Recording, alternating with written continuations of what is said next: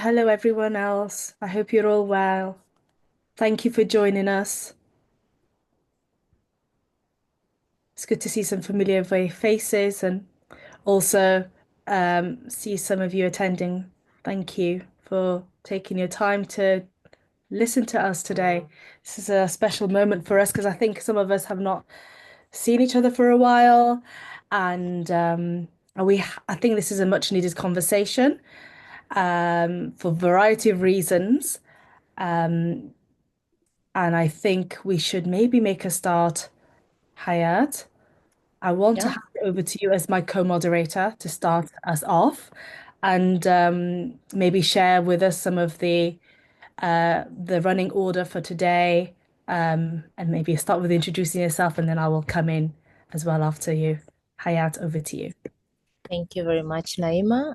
My name is Hayat Traspas. I'm based in Spain, Madrid, and originally Somali Kenyan. So I want to first say good morning, good afternoon, depending on where everybody is connecting from. Warm greetings, and I'm very happy that you can join us today to this webinar, Empower in Partnership, Uniting to End FGM across Somali communities.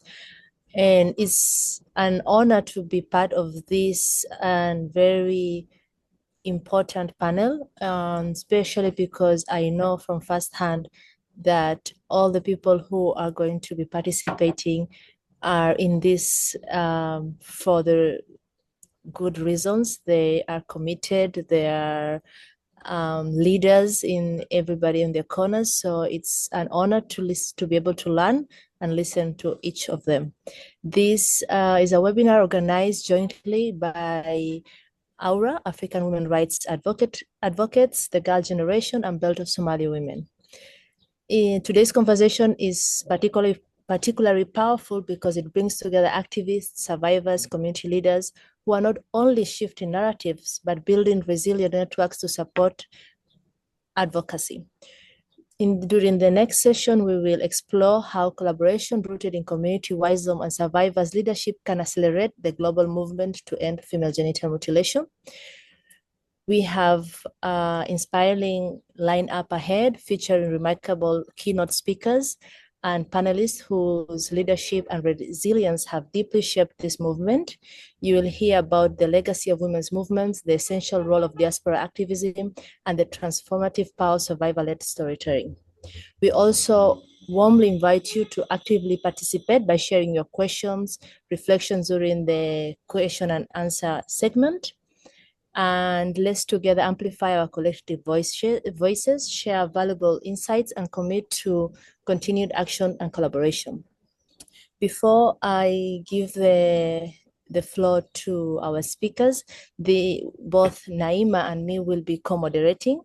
We want to make sure that this is a space that we can really speak our minds and learn from each other, but most importantly, to see what else is needed from each one of us.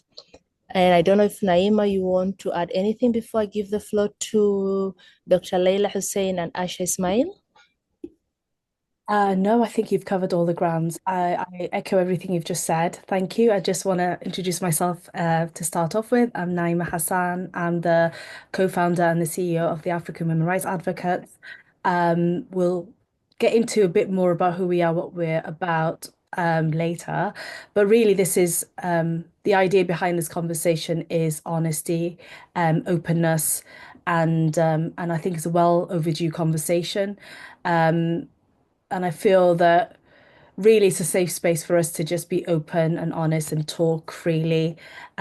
Starting with myself, I feel like as much as I've worked in FGM campaigning for a long time, I feel like that it is still not enough. I haven't done enough as a Somali of origin to kind of support my own community. And I feel that this is I would like this to be a step towards how I can lend my voice and my network and my hand to better strengthen that. And that's me holding myself accountable. And I wanted to start with that. And I just want with that in mind, with that level of accountability and honesty, I would like us to kind of follow that thread throughout our conversation, just to really get to the why, we all know why, because we feel like there's, for a very long time, the Somali community has really led historically some of this movement, and I know we'll get into that next in our next keynote sessions. But really, it's what we're going to do next after this that really matters. So I'm going to pause here, hand it back to Hayat to bring our keynote speakers on next. Thanks, Hayat. Thank you, Naima. This is indeed just an extension of the one-to-one conversations that all of us must be having in different spaces of what is needed. So it's my pleasure to first introduce Dr. Leila Hussein. I think most of us know who she is, but for those who don't know her, she's a psychotherapist specializing in supporting survivors of sexual abuse. She is an international lecturer of female genital mutilation, a speaker on gender rights, and she's recognized as one of the key experts on the issue globally and is leading the award-winning international campaigner against all forms of violence and women, and against all forms of violence against women and girls. Please, Leila, the floor is yours.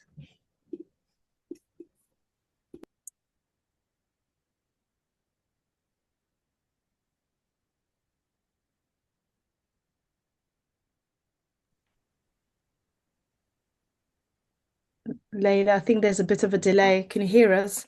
Apologies, I had a bit of a disconnect. So it's raining quite heavily here in Nairobi, so it's really impacting my network at the moment. So yeah, thank you so much.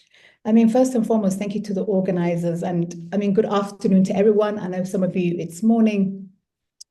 I think I want to recognize what an honor it's even to be here today, because I want to begin by speaking from as a survivor from the heart, as a proud Somali woman, as a survivor, as someone who has walked in this path for more than 2 decades now.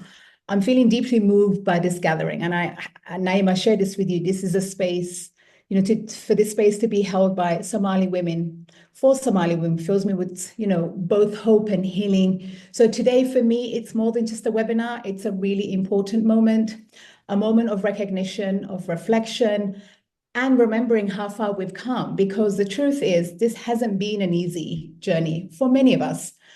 When I first spoke publicly about my experience of FGM nearly 20 years ago, it was some of our own who pushed back, like feeling rejected by many, including the Somali community. So the silence was very isolating. But yet, here we are today, together in solidarity, in sisterhood, and to be welcomed into this space today with such warmth, shared purpose, and deeply healing for me personally. And I want to thank you for that. Also, I want to take this moment to really honor the women who came before me, Somali women such as Shamis Diria, Edna Adhan, Wiris Diria, Dr. Fatima Hussein. There's so many we can list, these women who have dared to speak when it was still dangerous to do so. I know Shamis got attacked many times in East London. So I stand in their shoulders and I carry their courage with me every time I stand on these platforms. And I'm just grateful for the incredible sisters who are with us in this webinar today, women who fearlessly continuing to fight. I see you, I really want to honor you, and I'm so, so proud of us, as in terms of where we've come. So let's take a moment to really celebrate the impact Somali women have had in this global movement to end FGM. We've led with strength, with grace, with relentless determination. So now let me speak on language, legacy, and power. Because of the way we talk about FGM matters, language isn't just about words, it's about power. It shapes how we've seen, how we've been supported, or whether we are safe. Too often, FGM has been described with soft language like tradition, practice, female circumcision, but we know that's not the truth. FGM is violence, it's abuse. Touching a child's genitalia is a form of sexual assault. It's a violation of our rights. Let me share something that might be hard to hear, but it's important. FGM is now the fourth biggest killer of African girls. Every 12 minutes, a girl dies from this violence.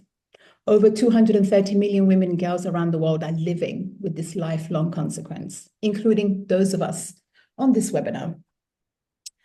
The numbers are now approaching to those girls who are dying from FGM are now approaching from same as children who are dying from malaria. I mean, you can't always stop mosquito bites, but you can stop a girl from being mutilated. So I want to challenge all of us, those who have joined us as guests, activists, policymakers, to really look at how much funding goes to malaria versus girls who are dying from FGM. Why does malaria receive so much funding than FGM? Why are we still underinvested in something that we can prevent?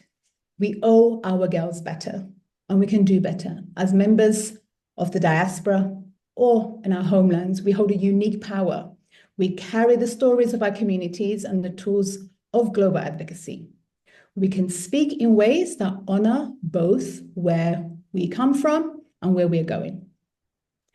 Let me say this clearly. Survivors are not just a witness. We are the experts.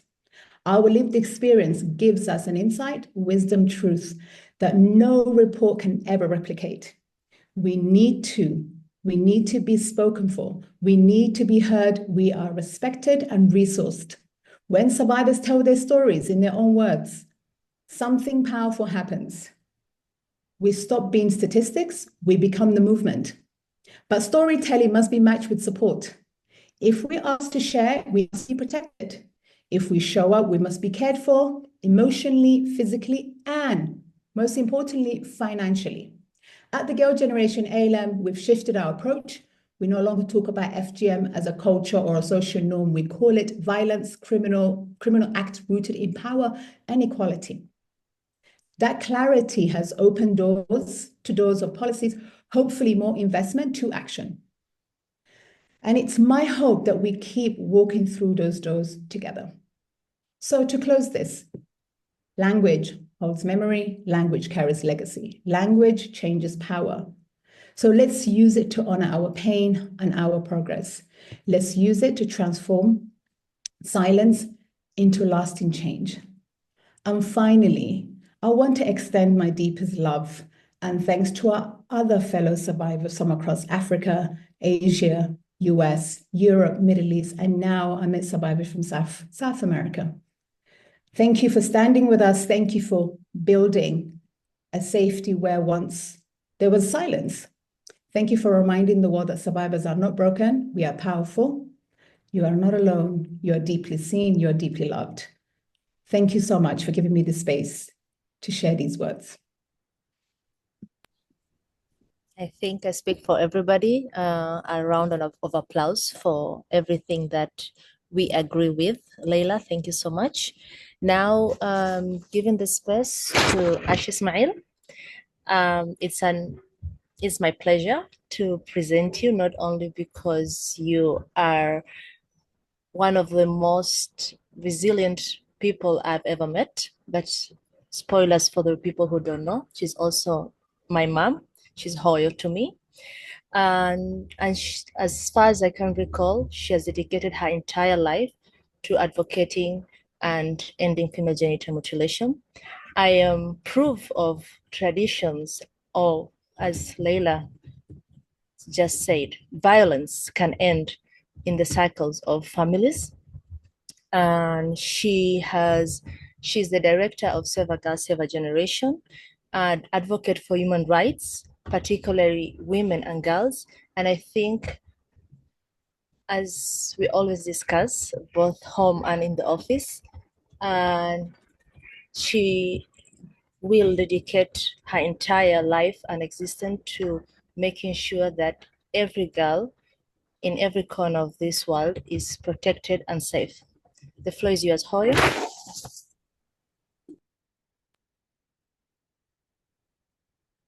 Thank you so much. And Haya, thank you, Aura, and everybody who is here, and to extend this invitation to me. I'm really filled with pride. Thank you, Leila, You've said so much truth that I don't know where to put all the truth that you have said. So thank you so much. I totally agree with every single word that came out of your mouth today. I'm a bit emotional because of what Hayat just said, is because it's the truth. You see, when you see the fruit of your work, your strength, and your fight is also in the same mission as you, because she is a girl who has not been touched. She has not been cut, because I made that decision. She doesn't like me to say the year, but by then, we didn't have the type of information we have today. We didn't have the resources we have today. Even if there was any movement going on, it was so hard to know about it. And I made that decision when she was put on my lap, before even the umbilical cord was caught.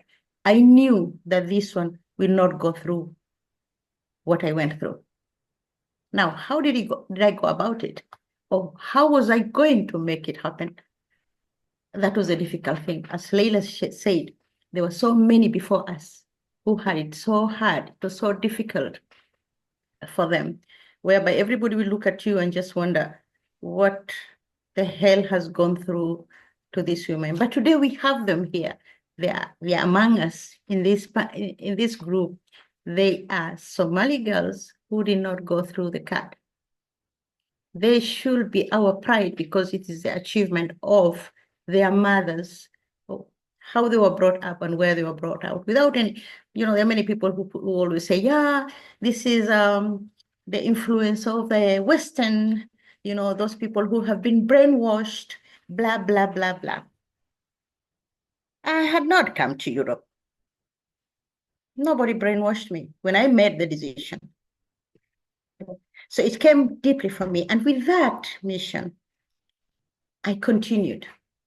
I continued because I think it was very, very important to find women, young girls, I was about 20 then, and to find people who thought like me was my mission then. Something that I think has a little bit changed, and something that has died so far. The competition between us, who can be seen more, who can be talked about more, has taken her to a bad place. We should know that united, we can make it work better. See, supporting a sister, whether she is a generation of the young ones who have not undergone FGM, to put them in the place where they're supposed to be, like the queens. They are lucky, because those queens could not exist if their mothers did not change, did not decide to stop it. So that is something to be proud of. That is something to put, in a very, very high stand. You should also support. I'm not going to say we, because I'm coming from another generation. You're all younger than me. Should learn how to support each other, applaud the achievement of each of us, take away the competition from the work, because with the competition, you don't go to spaces. I want to go to a space where I can talk about, and Layla, I can talk about Khadan, I can talk about Naima, I can talk about Ruqiyo, I can talk about Hayat as examples of people who are working towards eliminating female genital mutilation. I think in the Somali community, what has failed, in another discussion, we had talked about religion, because we really associate this not only culture, but religion, and Leila mentioned the language we use when we're talking about female genital mutilation is very, very important. Actually, it's the key. We use a lot of language in the wrong way. If there's anybody from Kenya, Garissa, somewhere there, we know that there is a type of female genital mutilation that we call sunnah, that they call sunnah. And in every discussion that I have been to, whether it is a religious person, whether it's an activist, she will always mention it. You know why? It's because it's the language that they use there. But as long as we continue using Sunnah, we are validating the religious relation with what is being done. So we should try to learn to eliminate those type of words from our dictionary. We should never talk about any word that relates to religion. Okay, so when we come out of Sunnah, we go to halalays. So if this girl has not been cut, she's haram. That's a message we're trying to tell the people. Obviously, this young mother wants her daughter to be halal. She's doing it out of love. She's doing it to protect her. She's doing it to enter in that Islamic system, no? Because if not, or haram, sorry for the Somali word. Okay, so we should also remove it from that dictionary. Not only in the Somali language, you should remove it in the English language when you talk about, she was purified, because you're still relating it to the religion. How we talk about things really matter. Recently, in another discussion, I had talked about also and how the Somali community translates, look, what is female genital mutilation. If you go to Google and you put female genital mutilation, you'll get the meaning of female genital mutilation as guditanka fir'auniga. So when you talk about female genital mutilation in Somalia, and they tell you, no, this we don't do. We don't do Fir'auni anymore. Fir'auni doesn't, we have stopped female genital mutilation because they have related female genital mutilation to only one type of female genital mutilation, the Fir'auni. So anyway, I think I'm consuming a lot of time. I'm being told not to continue, and I will leave it there. If you have any question, you can ask. Thank you for listening to me. Thank you, Hoyo. Thank you, Leila. I think, again, we all agree. I've seen many people nodding their head, raising the emojis and everything. Naim, I'm going to give you the floor so you can present the panelists that we have today. I remind everybody that you can raise your questions, opinions in the chat forum. Later, we will have a space for question, answers, and comments. Thank you very much. Thank you so much, Hayat. I also want to thank our keynote speakers. You both touched on really profound points, and that I feel like we will hopefully unpack further with this second panel, which is titled Leading with Community Across Borders. I will be introducing our next panelists, and I would like each of them to introduce themselves with who they are, where they are currently working, and I will be guiding the questions a little bit. I want it to be a bit more free flowing. I want it to be, again, more of a conversation, for us to have a conversation, to really understand each other a bit more, for us to discuss where there's some of the gaps that currently exist in our advocacy, and how we can close that a bit further. I'm going to start with you, Rukia Umar from Belt of Somali Women. I want you to tell me a little bit more about yourself and why Belt of Somali Women has been founded. I know we can find out all of this information on our websites, which is why I'm kind of a little bit avoiding speaking about Aura and who we are, what we do, and because I think a lot of you already know. And I feel like we really need to kind of go beyond that a little bit. I just wanted more just to kind of put context to the reasons why Belt has been founded, because it's kind of it's a thread towards why we are having this conversation. Also, if you don't mind, Rukia, maybe just tell us a little bit more about the work of the Somali diaspora, as well as those that are connected in in, I guess the Netherlands is where you're currently living, how that is translated into what work you're doing through Belt and the work that is happening in the continent, and what is the thread between the what you're FGM campaigning within the Netherlands as well as within the continent, more specifically the Horn, and a little bit more about Belt. Rukia, over to you. Thank you so much, Naima. It's really a pleasure and an honor to be here with such a impactful and strong women that have been involved in the fight against FGM, each one of them in their own space. To introduce myself, my name is Roy Umar, and I'm based in the Netherlands, in Rotterdam. And I work currently as a project leader for the Public Health and Safety Regional in The Hague. And I met Hayat actually just to share a little bit on why Belt came to its existence and why such spaces are really important. I met Hayat a couple of years ago as at the End FGM EU through Save a Girl, Save a Generation, and me representing EFSAN, which was the work that I did previously as a project coordinator.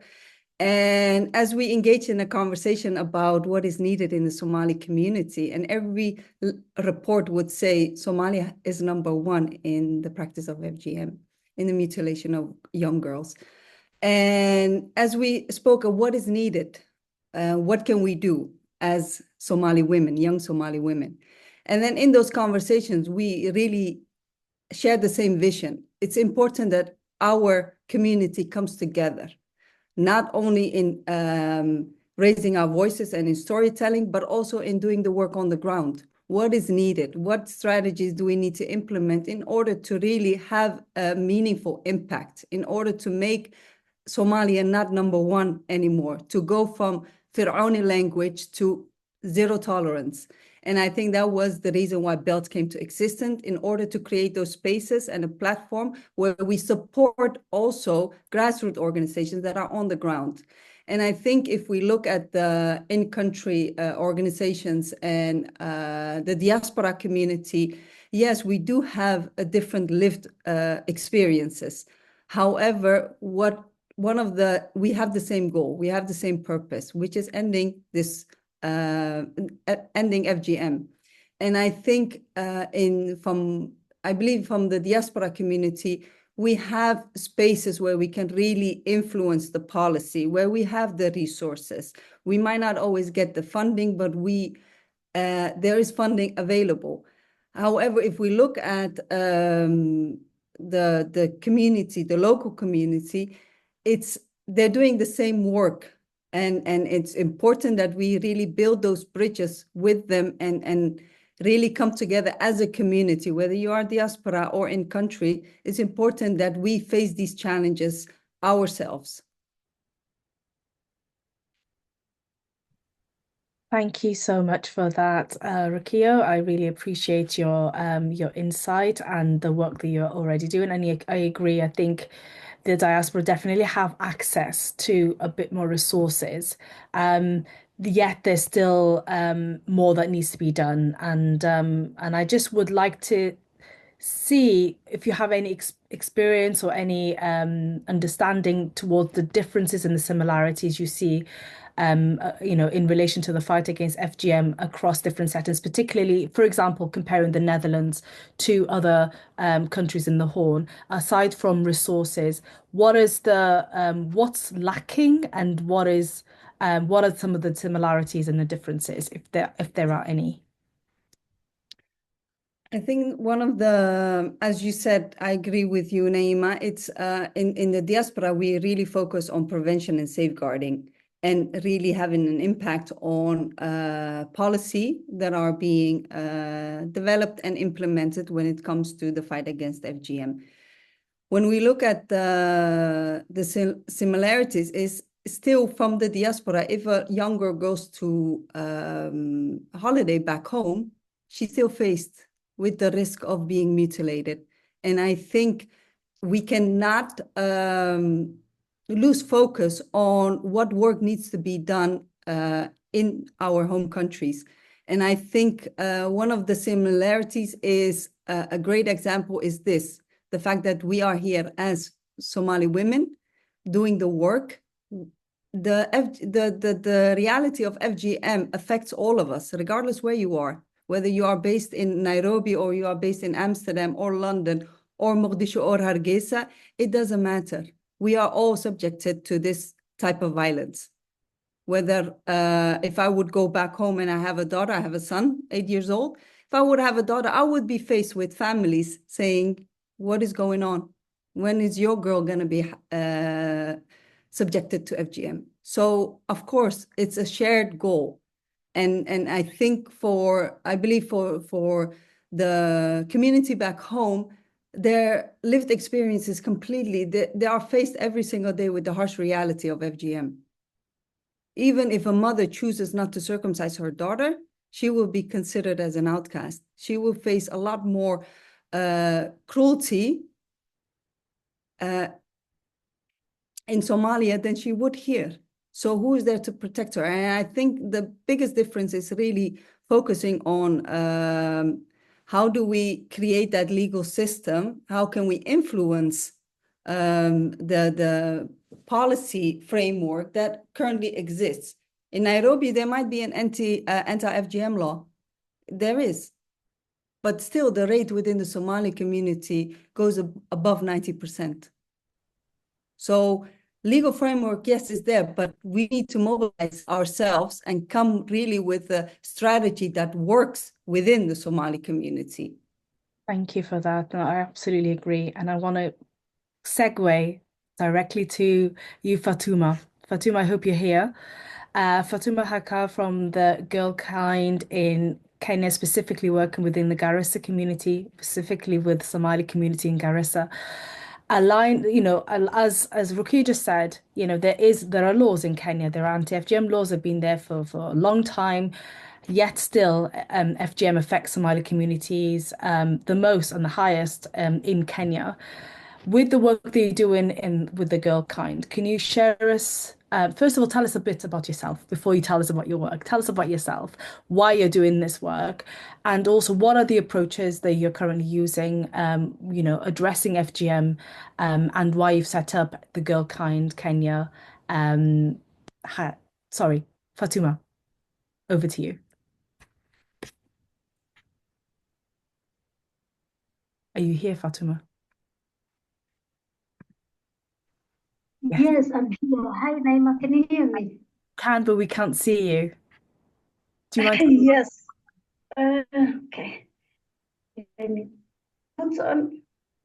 And if I put on my camera, I think I will lose connection because. Right. Can you Got see it. me now? Bring down your phone or your computer a little bit. Yes. Perfect. Okay. Yes. Yes. Okay. Hi, everybody. Hi, Aisha, Hayat, Rukia, everybody, Dr. Leila.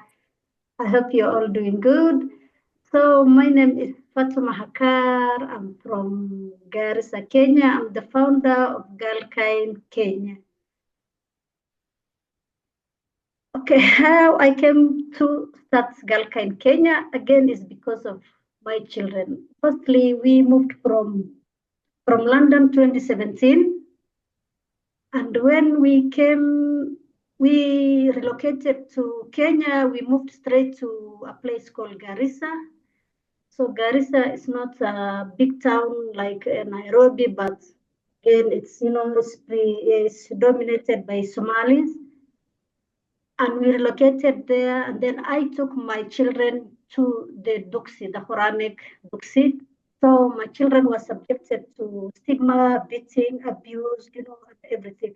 And again, I blame myself for that because when we moved, I didn't talk to my children about FGM because honestly, I thought FGM was being forgotten. Nobody is talking about FGM. So because of religion, my children were beaten, and they were told they're not pure, they're haram, they cannot touch the Quran and everything. So that's why I started FGM and to create awareness and to advocate for this. And religion has got nothing to do with FGM. So that's how I started. Galka in Kenya. Great. Thank you for sharing. Do you maybe can tell us what are some of the approaches and strategies you're using specifically? I understand now your why you've started your Girl Kind was basically to educate the community, Somali communities in Garissa about FGM. Maybe share some strategies that have maybe worked. Especially from like using holistic intersectional lens, like looking at it from different perspective, and how are you communicating about FGM in Garissa? How what are some of the key impactful examples you can maybe share with us? That'll be really great to learn and to hear from you, to kind of share a little bit about your work, what is working, also what strategies you're using. Especially knowing like some of the reasons why FGM is practiced within our community as Somalis. Um, uh, some of it could be for a variety of reasons. As much as we know is an abuse, is a child abuse, but a lot of people reference religion as a reason, for example. So maybe share some insight and some indication of what is working and how are you approaching FGM campaigning in your community in Garissa. Okay, first of all, when we started the organization, and we came to realize that these women are cutting and the girls because of poverty. So that's when we did our own research. We came to realize that they are cutting because cutting one girl is like they were taking a money of 3,000 shillings to 4,000 shillings. So what we did as an organization, we started a small vocational training for the ladies.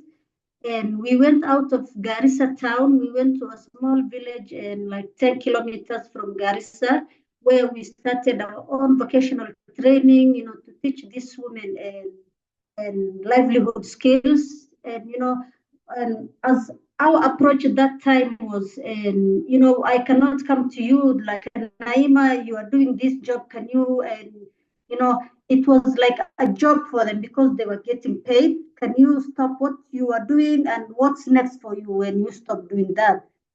So, and we started a small vocational training where we were teaching them alternative livelihood, and it worked for us. It worked for us. And at the moment, we have ladies who we are using, and that ladies as advocates and creating awareness for the community. And we do radio talk shows to them, reaching to wider audience, and they're doing their own businesses now. And we teach them how to do sewing machines. We teach them how to do henna beautification, the mendi, and some of them, they have successful businesses now.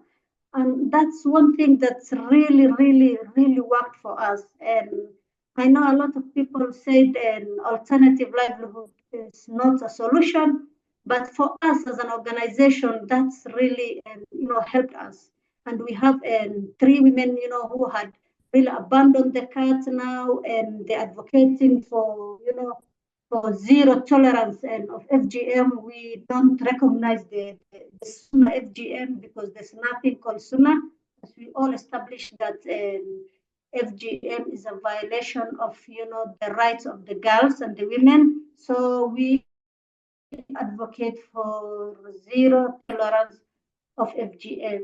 What else that really worked for us is the narrative of using religion. We have some scholars, some sheikhs, who are really against FGM in Garissa, and they really, really helped us. We do dialogues in the community, you do talk shows, and saying that FGM has no place in our religion completely. And it's a violation of the girls and the women in our society. So, and we do those, and then we use the healthcare workers as well. We have a lot of women who has fistula, and they don't in the communities, they don't think that FGM and it's linked to fistula. So they think fistula is like something else. So we take the healthcare workers, go talk to these women, the health implications of FGM, and how FGM is affecting these women. And then we help those women who has fistula, and then we take them to the hospital, we give them medical attention and everything. So that's what really worked for us. Thank you so much. I really appreciate that. And I really want to kind of now bring in Hoda. Hoda, I know for you, there's been a lot, you've been around campaigning against FGM for a while. I've known you for over a decade, as have some of us in this on this platform. And I think one of the few things that Fatima touched on that I think you have really worked on a lot is the healthcare aspect and survivor storytelling. And I know that it would be really great if you can share, first of all, about yourself, your work, and more specifically, how have your personal experiences as a survivor informed your activism, and just to share some approaches that have worked, especially from an education perspective, as an educator, as a healthcare professional, how it sort of broke the taboos and informed policies here in the UK. Hoda, over to you.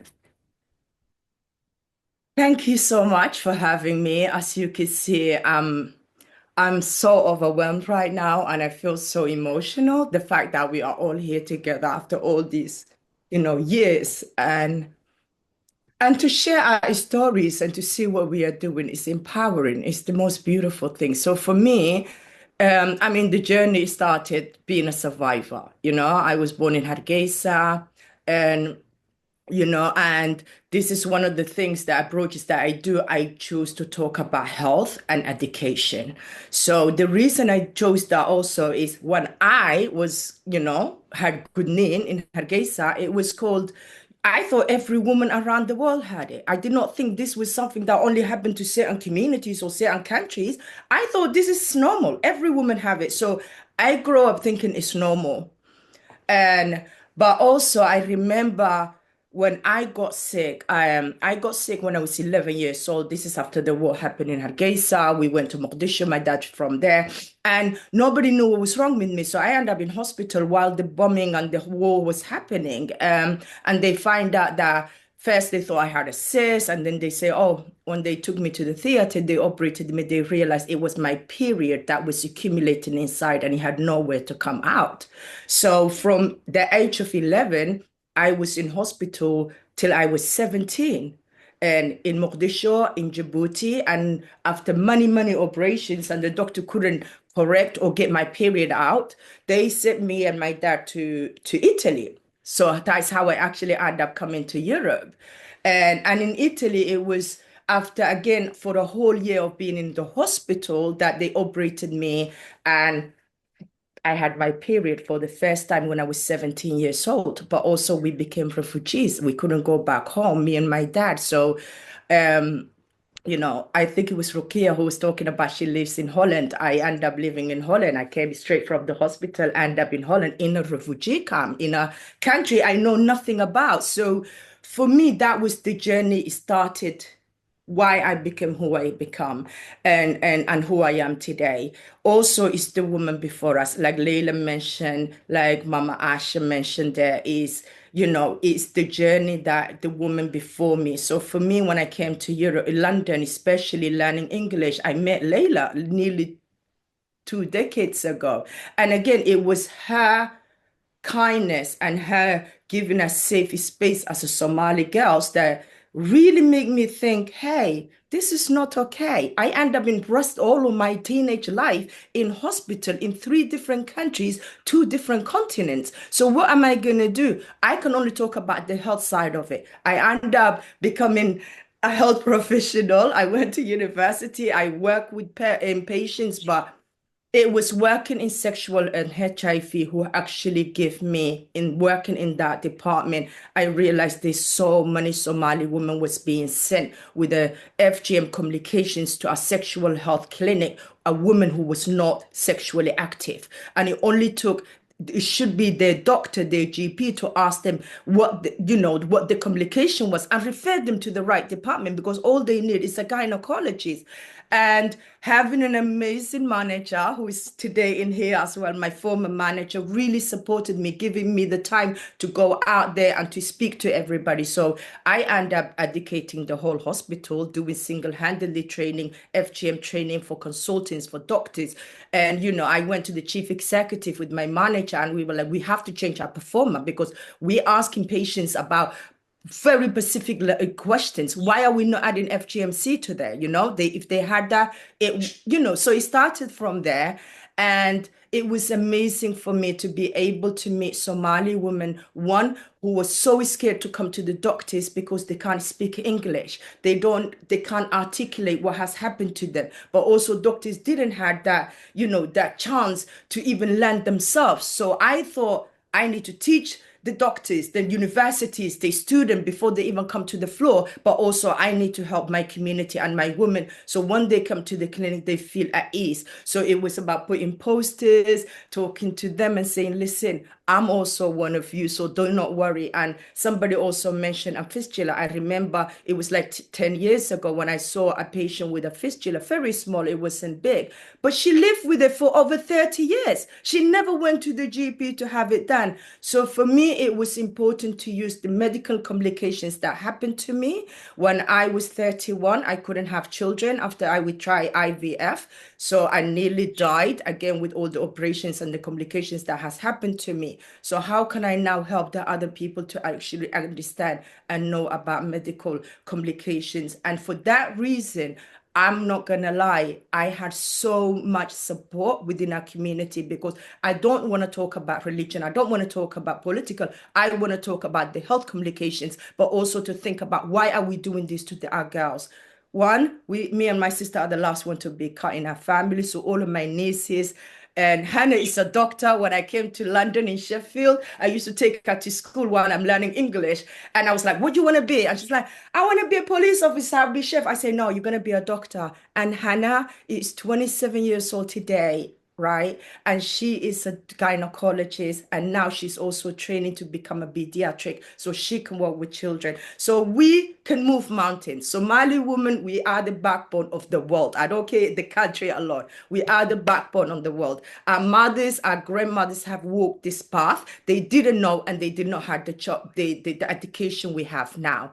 And 7 years ago, I moved from from NHS, and I moved to education, because you know why? I need to empower children as they go into school. I don't want to talk to them when they were 17 or 18 in secondary school. We need to start in primary school. So fortunately, but unfortunately, I'm the only person in the whole of the UK has developed a curriculum in primary school teaching children from year 3 to 6. So this is like 7-year-old to 11 years old, but I work with the whole school. So I do a whole school staff training, so the staff know what to look, what to do. But also I do not go and teach children without working with the parents, which again give me that chance to be a front line to speak to my Somali women, because guess what? Our children are your world. The school, they will be there, raining, snowing every day. So I set up 5 parent workshop, and also it's not just female genital mutilation, it's about safeguarding. What are we safeguarding your children from? How do the school safeguard your child? What about internet safety? What about we use NSPCC here? So we use what's called my body, my rules. My body belongs to me and no one can touch me. When you empower children from a very young age, regardless if you take them back to Somalia, Kenya, wherever that FGM happens, they know their body belongs to them and they can speak up where we wasn't allowed to speak up, right? So I am very, very fortunate to say that, but also unfortunate because there is no funding. So I was funded by charity for 7 years to do this work. Amazing reports, feedback from the parents. We have poems children has wrote. Some of my children went to actually perform and read what they found in their school to Sadiq Khan a couple of years ago. These are children, I went to their class and I just teach them how to protect themselves without going deeper of what female genital mutilation is. So education is the key. And we need to use education. We need to use the health complication that happens when you go through female genital mutilation. There are many women and young women here in London right now who are on dialysis. We don't talk about the kidney problems. It's connected to FGMC. We don't talk about the high blood pressure. We don't talk about our Somali women say, I have a back pain. Why? If we really look at the research and we look at the medical complications come with it, that is also part of it. So I know I'm talking too much, but I'm passionate about. FGM took away my chance to be a teenager. It took away my chance to be a mother, but it hasn't taken away for me to be a woman and to use my voice. So I'm glad and I'm honored to be sharing this space with you all. And let's do this. We got the whole world. And like I said, today is the beginning. There is tomorrow and there is the day after. So let's go do this. And hopefully I will all meet you one day face to face as well. I thank you all so much. Salah, thank you so much, Heather. Super inspiring. And I just wanted to quickly reflect on the luckiest girl alive. You know what? You call yourself the luckiest girl alive, right? And what I just wanted to quickly to touch on that before we move on, just to tell us about the power of storytelling. And I think that is this is partly why I think you're so inspiring because you and I know there's other speakers here that also have done brilliant, incredible work on storytelling. But I just wanted that to be an example of a really good way to tell a story about your experience and how you're using that to educate. Can you tell us a little bit more about it? Yes, so the luckiest girl, I am the luckiest girl alive. It's just years ago, it just came out of my mouth because talking about civil war, I went through 2 civil wars in Hargeisa, in Mogadishu, in the hospitals, being all of that, and end up in London at the age of 21. And I'm like, there is no war. Nobody's shooting me. I can have my period. I don't have to go to the hospital anymore. So from there, it's like my eyes were open. And I just say, I'm the luckiest girl alive because I survived through that. However, from the luckiest girl alive now has been turned into a play, and which is a puppetry and actor in real actors as well. And the reason being is that growing up in Hargeisa, in Mogadishu, in Djibouti, my mom's also from Djibouti, we always sit around the campfire, eating popcorn, telling the stories. My grandmother used to tell us all about the war, you know, the World War II. My grandfather apparently was killed in France. We didn't know all of this, but the power of eating and storytelling changed the world. So the luckiest girl alive was born. So 2017, we got some funding where actually it was performed in Nottingham. And then last year, we got more funding from the British and Theatre Council. I'm not saying their name right. And we were able to actually have real life actors with the dira, with the unsi, with everything. Actually, I do have a promotion video, Naima. I will send it to you so you can share it with everybody. And yes, and it came to London. We were in the Vagina Museum, so it was shown twice. But now we are looking for more funding because I want to take the luckiest girl alive around the world. Is starting in Kenya. Because the reason I do go to Kenya, I do a lot of work in Kenya also, and I have Layla there, my biggest support in the world. So to do that, I want to do raise awareness. So guess what I'm going to do? Hopefully, if I do get the funding, I am going to do a walk from Nairobi to Zanzibar, raising I awareness, like to do it. communities along the You're a way. stronger woman than me. I am not walking beyond, I don't know, a few hours.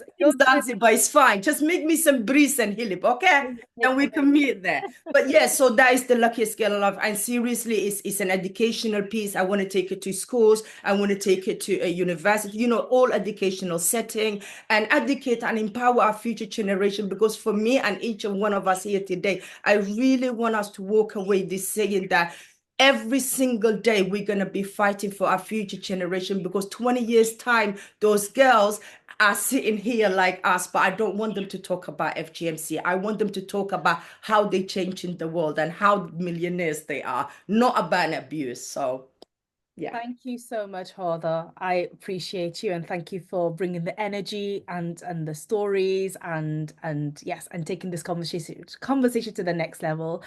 And speaking about young generation, I wanted to bring in Banazir as one of the youngest speaker here with us. Banazir, please turn on your camera. I hope we can see you. We'd love to see a pretty face. There you go, mashallah. Thank you for joining us. Tell us a little bit more about you, Benazir, about your work in Kenya, and also and also as the next generation of activists. How are you using what does activism look like today? You with especially using various different digital tools and different types of storytelling. And what is the Somali and as a Somali leader in your community and also within tell us about is it Yank? What is Yank short for? Sorry, the long form of Yank. I can see it in my head, but I can't, the words are not coming out. Tell us a little bit more about Yank. Banaz, all to you. The floor is yours. Okay. I hope I'm audible enough. Yes, you are. Oh. Okay. My name is Benazir Mohammed. I think I'm the most excited person here today because for the first time I am meeting a group of Somali women who are not only making impact in their community, but are aggressive. So I mean, I can't even put it in words how I'm so excited to meet you all. And I can't wait to see what the future has for us. I run a community-based organization in Garissa called Silver Line in Kenya. And just to give you a backstory, 2012, now you're gonna gauge my age. I was in Form 3. We call it Form 3, yeah. So my literature teacher at that time was doing a book called The River Between.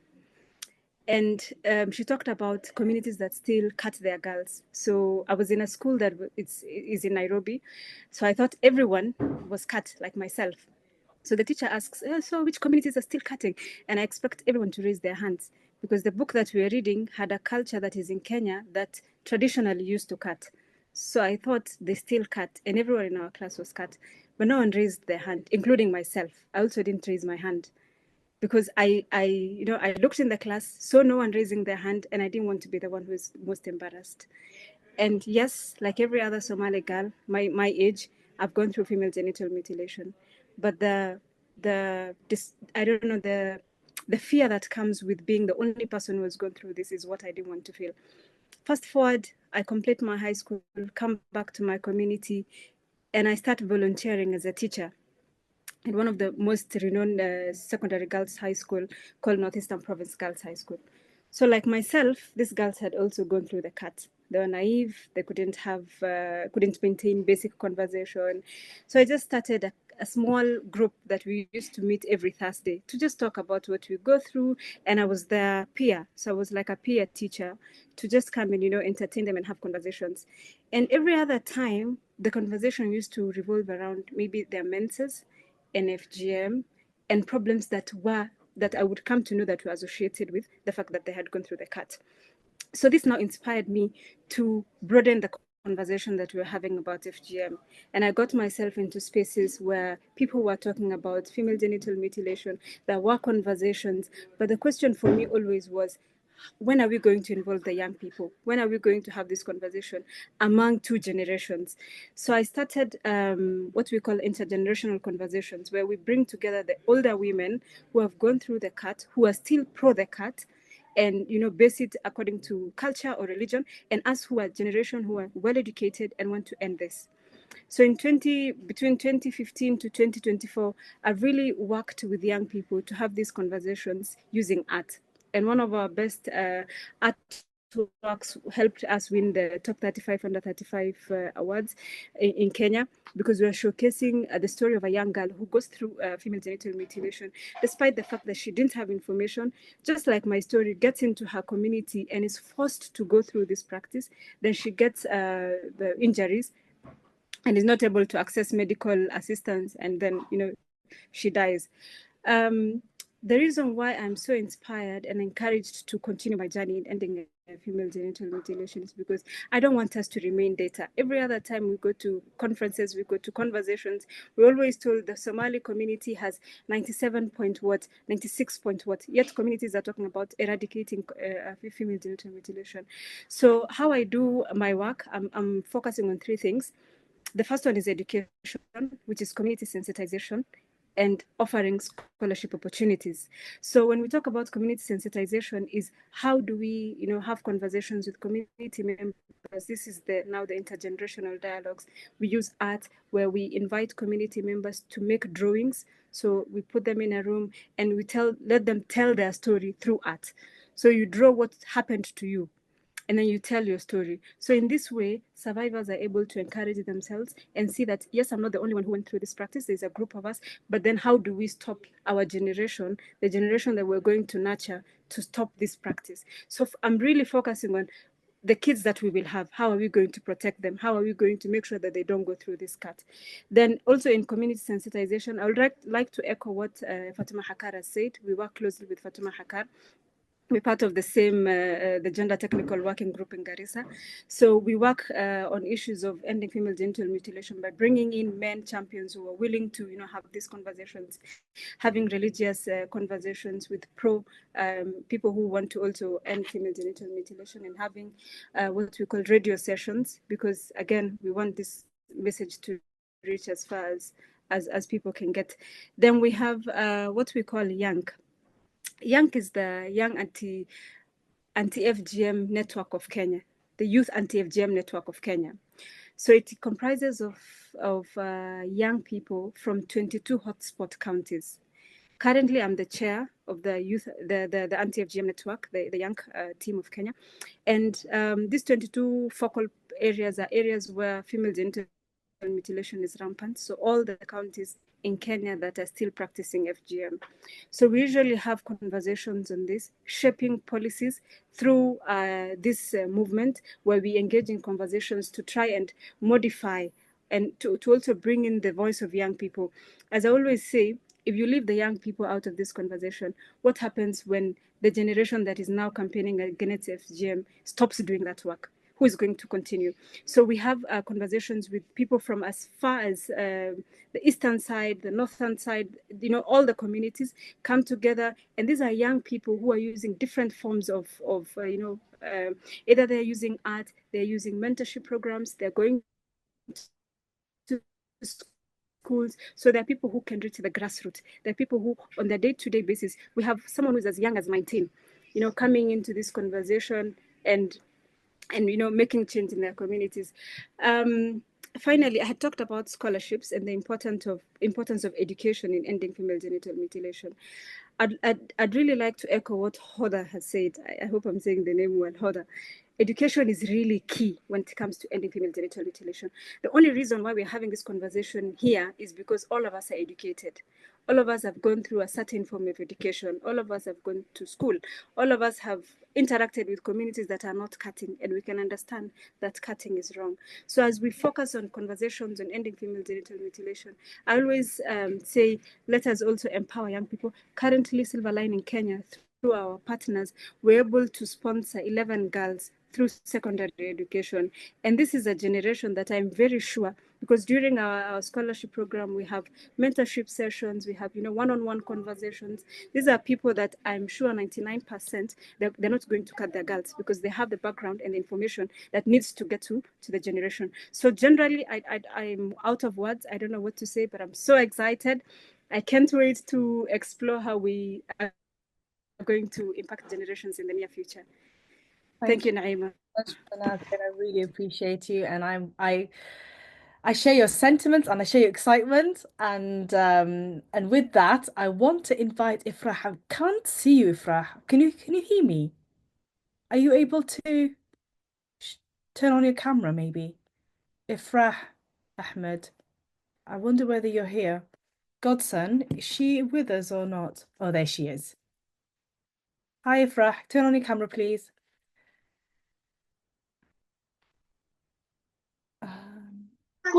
So kaamirada ma ujeedi aniga kaamirada camera. Turn on your camera, please, Ifrah, so we can hear you. And well, we can hear you, we can't see you. I don't have the camera. Naima, can you invite me with the camera? Godson can help us with that, I hope. Please, Ifra, accept the request I'm sending you. You've declined. Oh, yeah.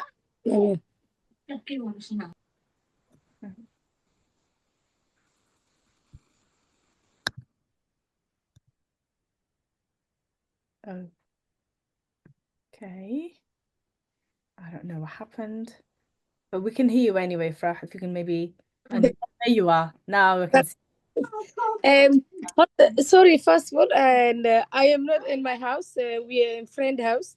We are on holiday, so and I'm greeting you all in Dublin. السلام عليكم. أخبار حسنة. I want to speak Somali. Is that okay first? Absolutely, you can speak Somali. We're Somalis. Why not? Of Somali kuhadal. I just want to, first of all, before you speak Somali, let me introduce you and I say welcome to the floor, Ifrah.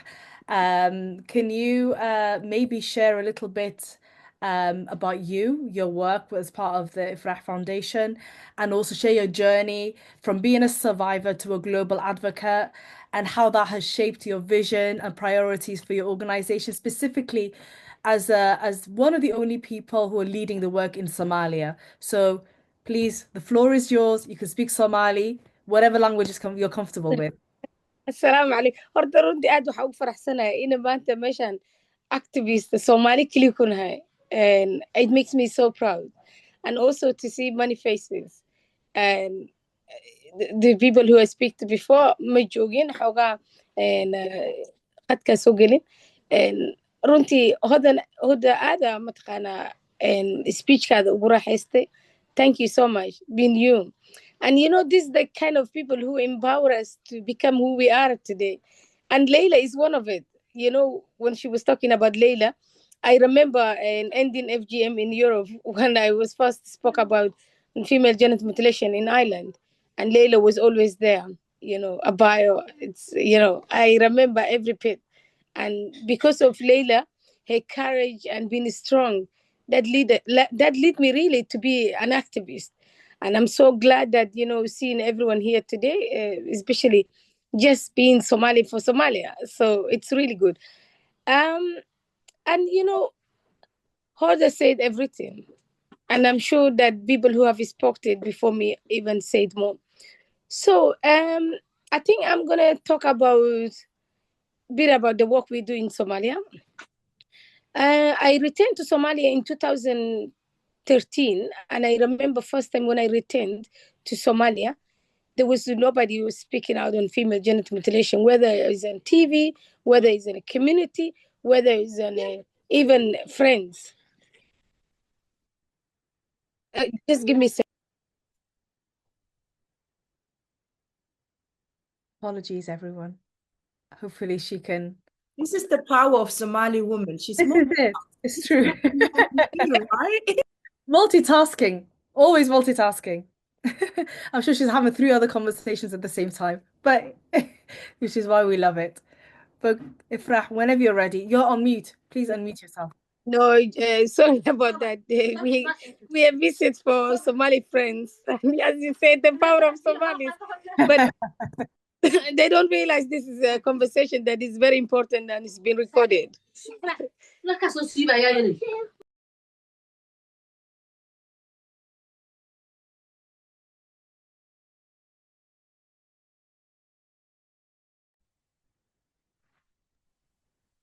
Just give me 5 minutes. Yeah, so just to continue speaking about Somalia, and I remember people when you talk about them speaking about female genital mutilation, everyone was saying that please stop talking about women privacy and clitoria. And I was really afraid that, you know, I was nicknamed on IFRA FGM. But, you know, I just kind of really realized that, you know, this is what we need in Somalia. And then speaking on publicly in Somalia, that today lead FGM to be knowing one of the priority and also one of the gender issues. And Naima, if you know, we have worked in the Somali regions and everywhere.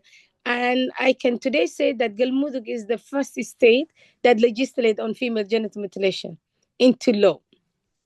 And also Jubilant, they almost passed the bill, and it's the president's office.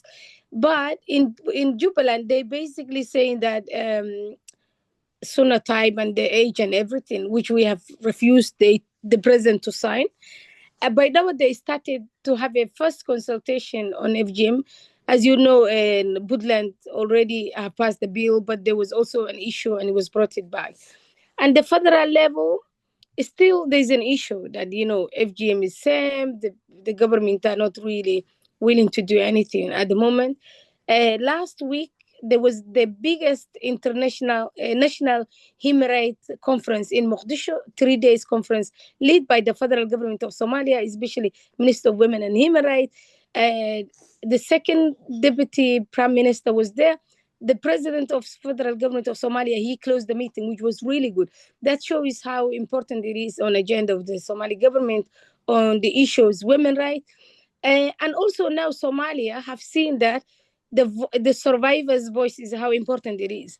Because on the 6th of February, we had a high-level meeting with UN agencies, with the federal government of Somalia, where we had the survivors to speak and the religious leaders. And thanks, Naimo, your time with the Global Media Campaign, you have worked with us a lot in terms of bringing the religious leaders on the table to speak about FGM and, finding money survivors.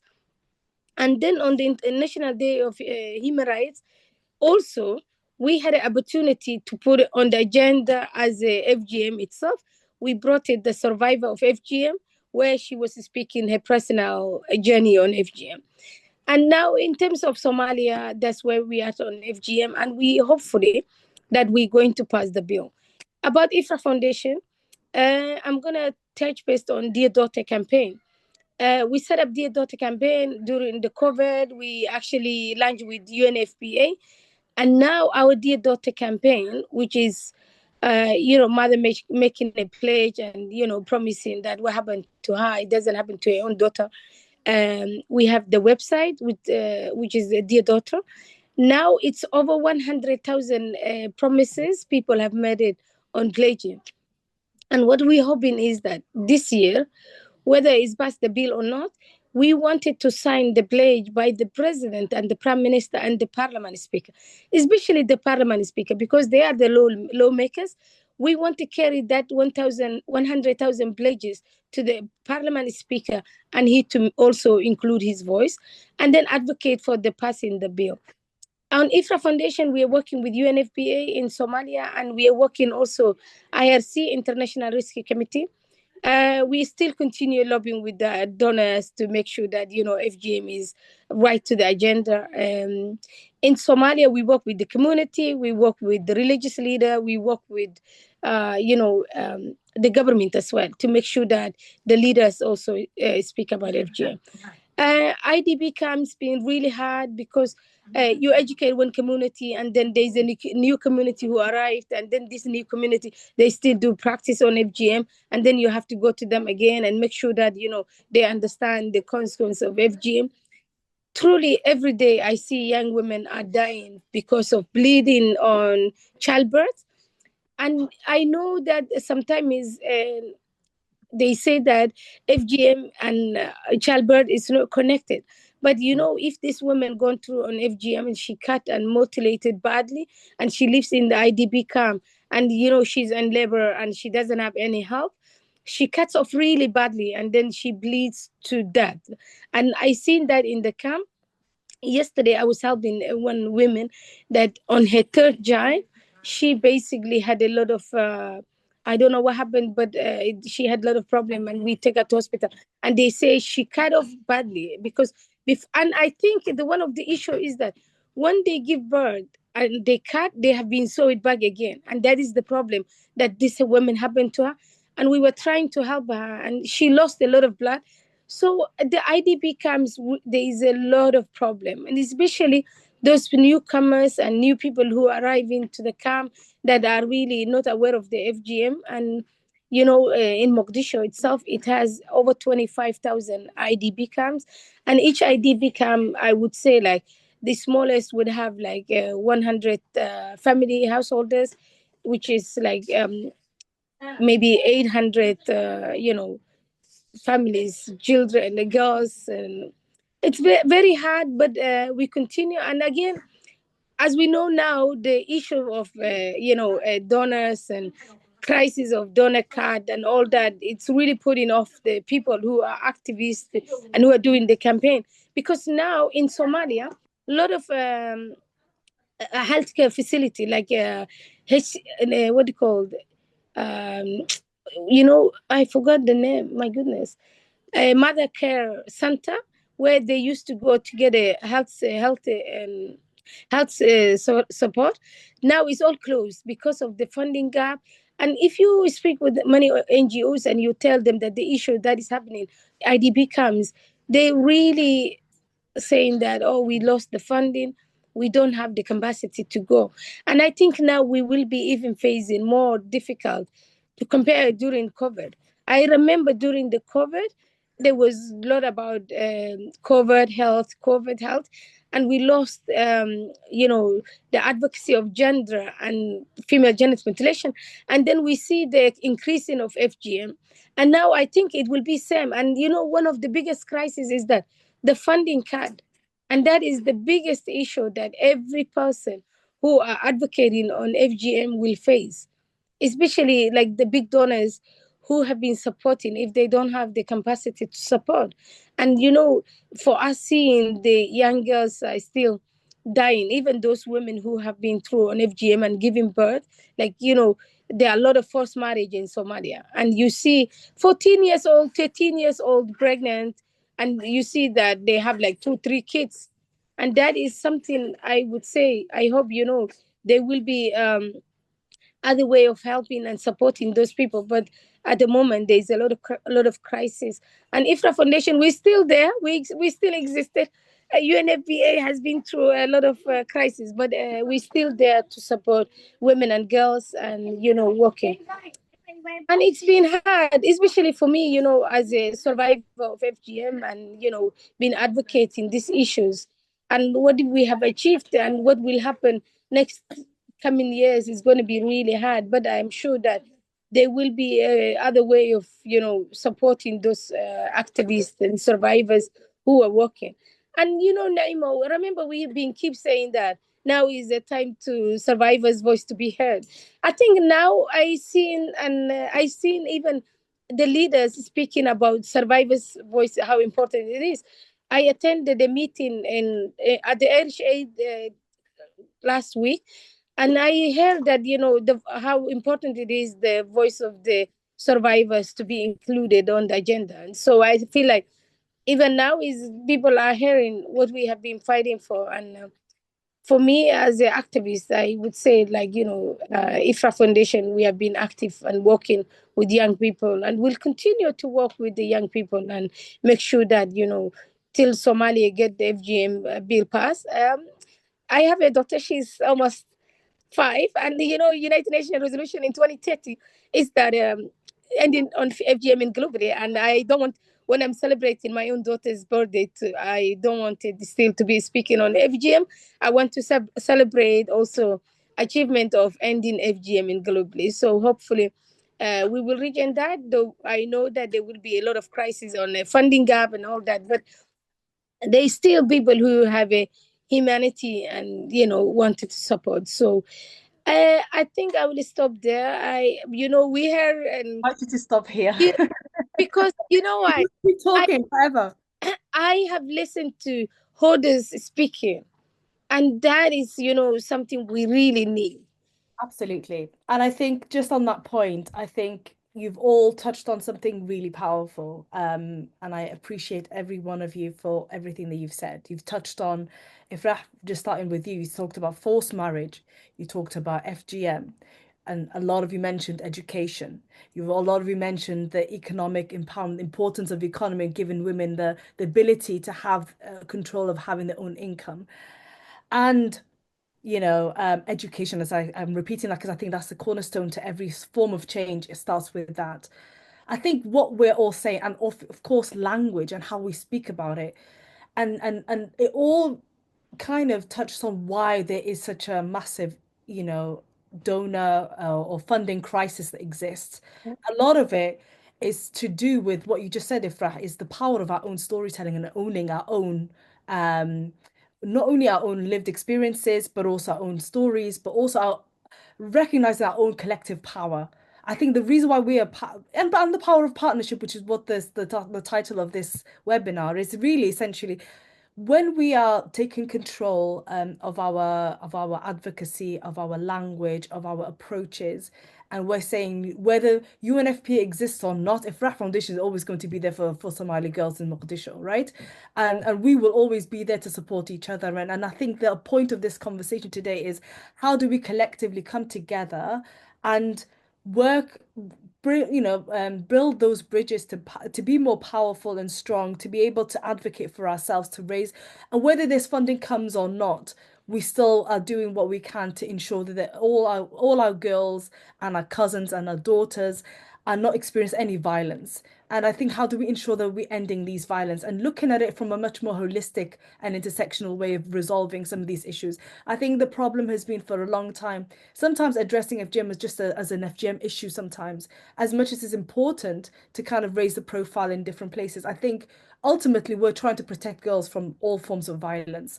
And and how do we then do that? And how do we lobby for there to be more resources? And how do we get our own leaders, whether they got, political leaders, whether they are investors, to really invest in ourselves? How do we come together as Africans, as Somalis, to make sure that we are investing in our girls and in our women?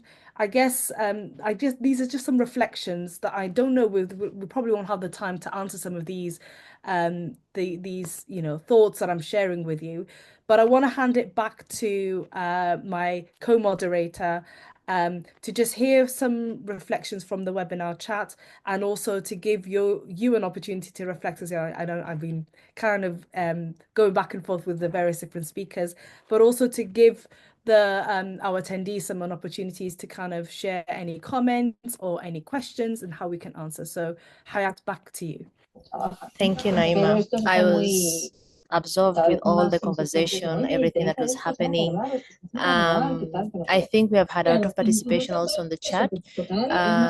Mariam had said that in Somaliland also they have passed the anti-FGM policy, which needs lobbying, for a lot of lobbying for it to happen, for it not to sit on the desk. So I think we have already one task in our hands, another one apart from the work of Hoda, that I am happy to work until Zanzibar. And we have some people wanting the micro. I think Faduma Ali is requesting to be given the possibility to give her opinion. I think there is, we cannot hear? Is a sound coming from somewhere? It's mine because I have okay. people talking. Sorry. Okay. That's why I want to be brief. Okay, I'll take over. I can take over. I can take over. So yes, thank you, Hayat. And I just wanted anyway, first of all, just some reflections from our panelists, and then I want to give the floor to our attendees, and maybe Gotten, I don't know whether you can give us an opportunity to give our attendees a moment to speak and to share their questions or comments. Is that a possibility? Yes, I'll open their mic, whoever that will want to speak. Thank you. Just raise your hand if you have something to say.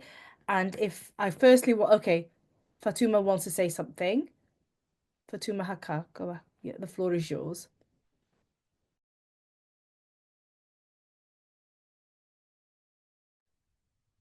And you mute yourself, Fatuma. We can't hear you if you are speaking. Yes, sorry. For me, I just wanted to talk about what Hodo said, and giving and having all my children in London. I was one of those women. I underwent the Pharaoni circumcision. So whenever I have my children, and I've been cut and then sewn together. I had 6 children, imagine, all of them being cut, sewn together. And then I developed a prolapse, which it was a life-threatening, and I had to have an operation. And then they told me to sign a documents that I need to have a hysterectomy. And and luckily I had a Muslim woman there, and she told me, she had to save, because I was very young. And she told me, they saved my ovaries. I didn't have the hysterectomy, but I signed it because it was very life-threatening. So I wish I could meet Dr. Leila and Hodan, and Naima when I was in London. I underwent a very, very difficult and moments when I was there and having my children. So I just wanted to reflect on that. And thank you very much. And we have all this powerful, and when we talk about FGM, Somali women or the Somali community are the dominant in FGM because it's like we own FGM basically. So seeing all these powerful women talking openly about FGM and and coming together and protecting our girls is very powerful. So thank you very much to the Belt of Women, to Aura and TGG, everybody who organized this webinar. So thank you very much. Thank you so much for your for sharing that, and I can imagine it being painful, and I am so sorry that you had to suffer as you have. And I think the point of this is that it should end, right? For those reasons, and I'm sure there's similar stories, sadly, that's too common, that are either shared or not shared. Some people haven't even got the courage to still speak because of they're in so much pain, and it's really important to give space for people who are survivors, especially survivors, as much space as possible to share their stories in a safe way, in a way that is and also to kind of spark action in the right way. I'm going to pause just to give our attendees a moment to kind of also share. I see some hands up. I had Mariam Dahir, my good friend Mariam Dahir is here. Mariam, the floor is yours. Please share your thoughts and thank you for. Hi, Come on. Hi, can Mariam. you hear me? How are you, all of you? I'm happy to see everybody who I know and really seeing that powerful house, Leila, Naima, Hayat, and the team. This is, as I said in the chat, this is a timely discussion because of that funding issues and also the things that they talk about in terms of and activists actually are not active as I know in Somaliland. There's a lot of challenges in terms of securing funding for the activities and all of that. And I think I spoke this with Hayat when I was in London about how we are going to do fundraising for or domestic, financing, because we can't depend on donors and outsiders to support us in our problems. Exactly. So how are we going to talk to our governments? And because there is always a budget issues and the people are talking about some other things, but this life threatening, as Fatima said, our women are suffering. Some of them are actually dying. Young girls are not seeing their 10th of birth years because they have been subjected to this. So how are we going as an activist going to our governments, our philanthropists, and actually generate those funding to our activities? I'm thinking on that because this webinar is more on partnership.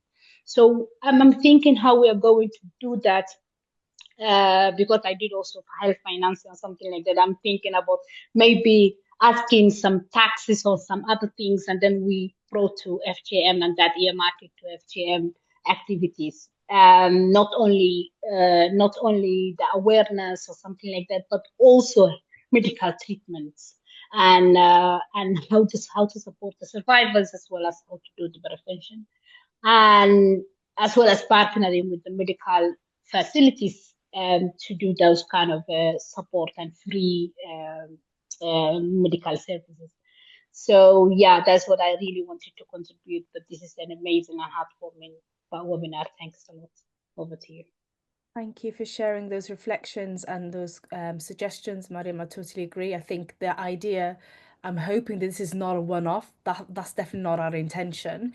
Conversation. It's about partnership. It's about identifying how we are going to work together as a collective, ideally, and raise awareness and raise not only awareness, not necessarily awareness, but funding more internally, looking at how we're going to mobilize resources within our own communities, within our own, philanthropists, within our own, there's multimillionaires that are Somalis. Let's be honest. There are multimillionaires that are even potentially billionaires that are Somalis.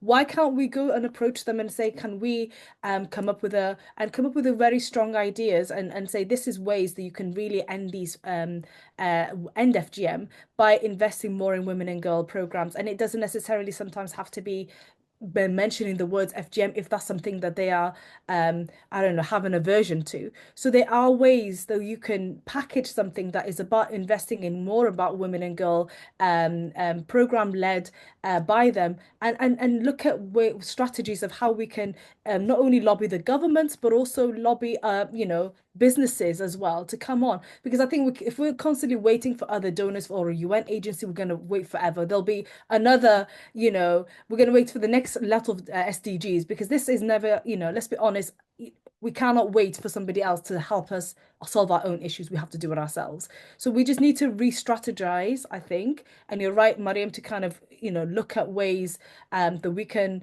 really figure out how we could, what could be the ask and how we can, as a collective and partners, work together to kind of prioritize different sources of fundraising. And I think there's so much we can do with just our own networks and just our own connections. And I think we should, look at ways of kind of closing that gaps just by looking at ways of how we can work better together as a Somali sisters. But yeah, I think somebody else had their hand up. I think it was Faduma Ali wanted to say something. The floor is yours, Faduma. You can speak in both Somali or English, whatever you feel comfortable. I think you're on mute.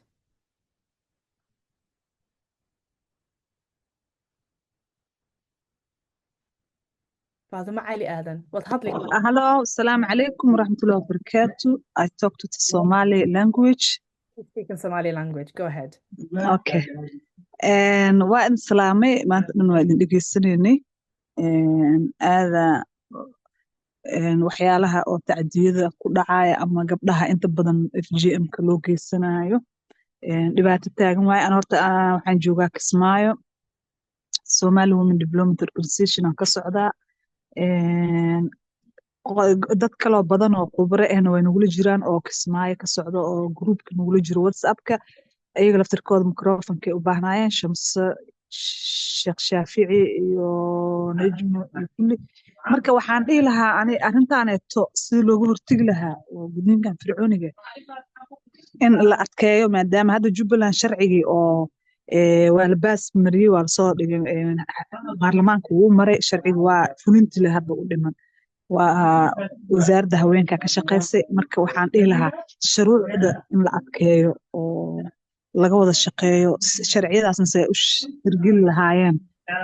Tan kale grassrootka dadka oo maalin kasta mashaariica ku baxdo hoos in loo soo daadajiyo sidii ay ku heli lahaayeen gabdhaha ururadan oo grassroot womenka oo CSO-yada loogala shaqeyn lahaa arrintan sidii ay tababaro uga siin lahaayeen badan oo loo heli lahaa, taasna laga caawiyo. waan idin soo dhaweynaynaa, kii horena waa idinla joogni, kana waa idinla joogni. war badan ma qabi, gabdhahaas kalena hadda inay hadlaanay rabeen, codka iyagana mikrofoonka in la siiyo insha Allah. waan salaamaya. Naciimo, Maam Shamso halas maamada waxa waaye maama activist oo very strong oo community-ga aad ugu dhaqdhaqaaqda waa. Okay, no problem. magaceeda she there Shamso. Shamso waay. Gacanta hadii taagi karto gacanta ha taagto so we can find her. Cabdixakiim Colaad mayada maaha. Okay, Maam Shamso gacanta soo taag haddaa ku jirto.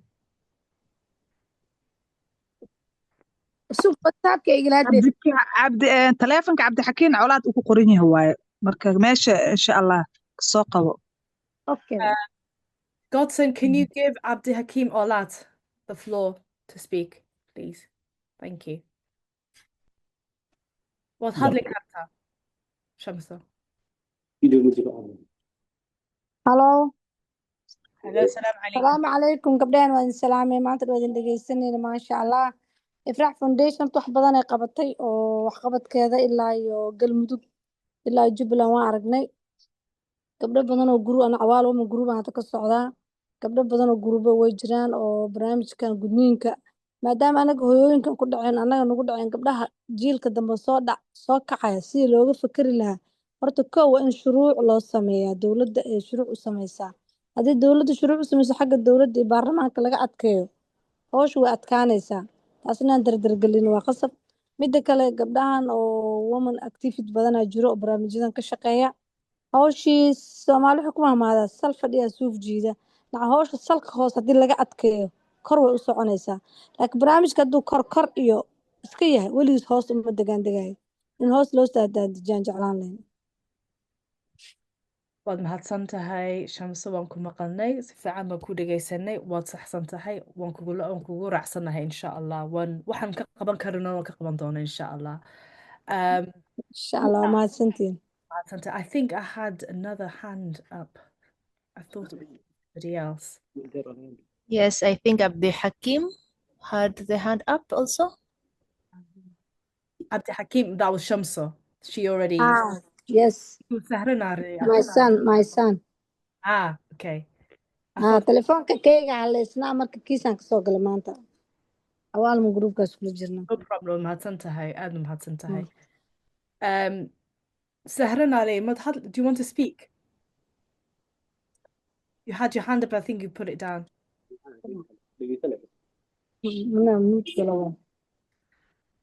Otherwise, I'm inviting the panelists to share any reflections or any comments made by either Shamso or by Faduma or also by Mariam. If there's anything that you can share or any comments you have, you're welcome.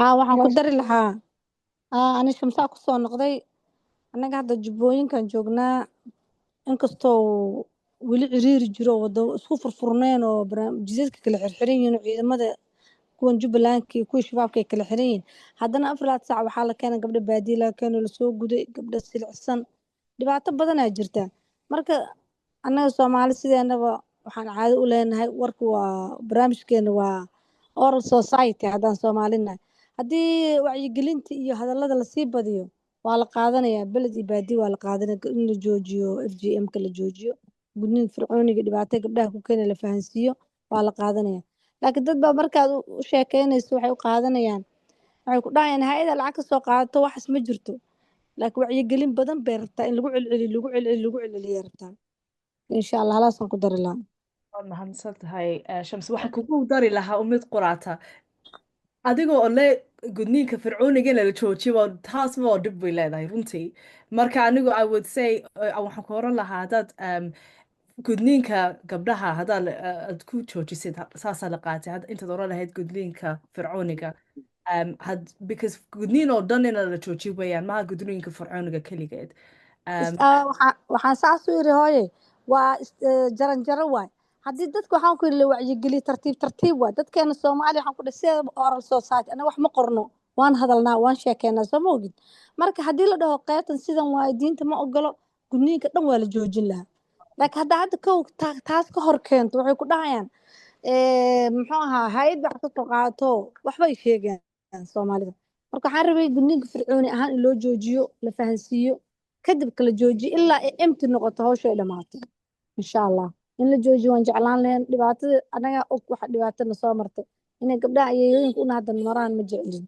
marka in la joojiyo fiicnaan lahayn laakiin fahamka yaa qaaliya صح marka some of the panelists have their hand up waad mahadsan tahay horta Shamso waxaan Caasha Ismaaciil gacanta waa taagtay and then Ruqiyo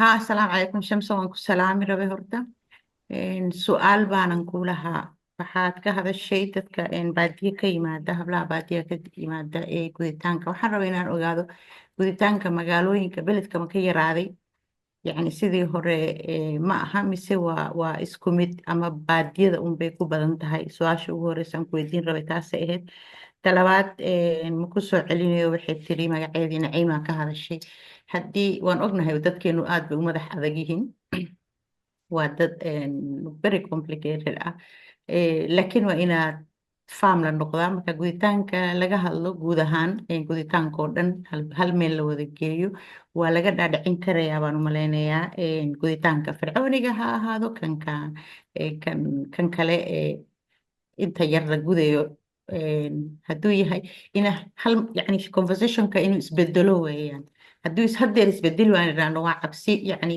saasay dhihi doonaan kolley bay ku eedeynayaan mar kasta waxay oranayaan annagoo dhan ani sanadaha ku jira taas eedaas ya lacag baad soo cuntay oo magaca dadka lacag ku soo cuntay ku oranayaan weligaa eed kama dheeraanaysid marka haddeer bilow inaad ka hadashid guditaanka guud ahaan intaasumaan raba inaan ku darsado Can I come in there? waa sax ifraax sug waa sax maamo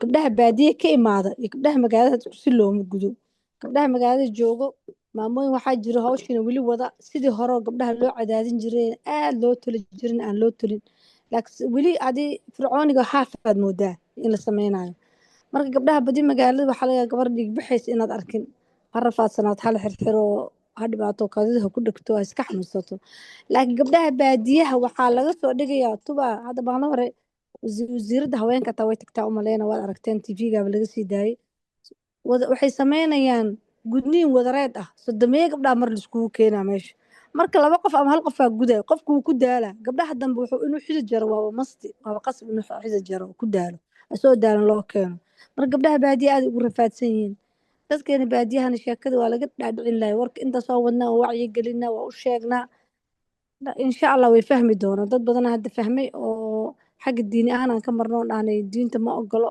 arrintan gudniinka fircooniga ka daayay gabdhaha marka hadda magaalada waxaa malay sidii hore in lasoo dhaamo oo sidii hore la dhaamo mise laakiin weli cadaadis wuxuu ka jiraa baadiyaha mahadsan tahay Ruqiya I think gacanta u taagtay Yeah, thank you so much, Naima. It's just I wanted to go back to the webinars, power in partnership. And I think from, as you can say, even 90 minutes of a webinar sometimes is not enough to get the full insights of what is really going on in different regions. And I think I've been really honored to hear from grassroots organization activists on the ground also to get those local insights because they do bring deep cultural understanding of what is happening. And also the community relationship that they have, and also the lived experience of what is needed.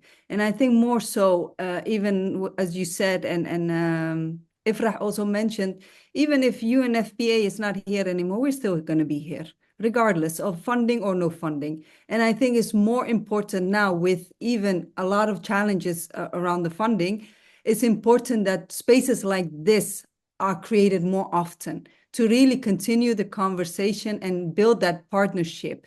Because as from the diaspora, we have from global reach access to these resources, platform and policy influence. However, having that partnership is so important because that's the only time that we can really create the change that is really needed within our own communities. And I just want to say thank you so much for everyone who participated and who shared their voices and the work, the incredible work that they do.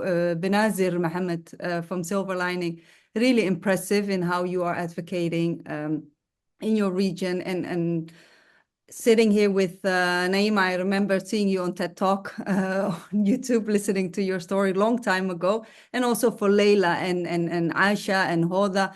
It's like walking with titans. That's how I always describe it. It's really a great honor to be in a space like this with you, where we can actually learn from you, work with you, and also really strengthen each other's efforts. And I think that is the most important thing. And I hope from what I've been hearing, I already have an idea of what the next webinar is going to be like. So that is something that I'll be focusing on now.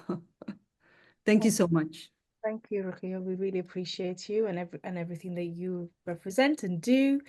Hoda, I think you had your hand up. Yes. And I'm just gonna follow up what Ruqiya said.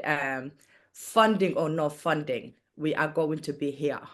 Funding, money or no money, as long as we have a voice and we have the internet, that we can reach so much more than we, us growing up as kids, we didn't have, the phones like this.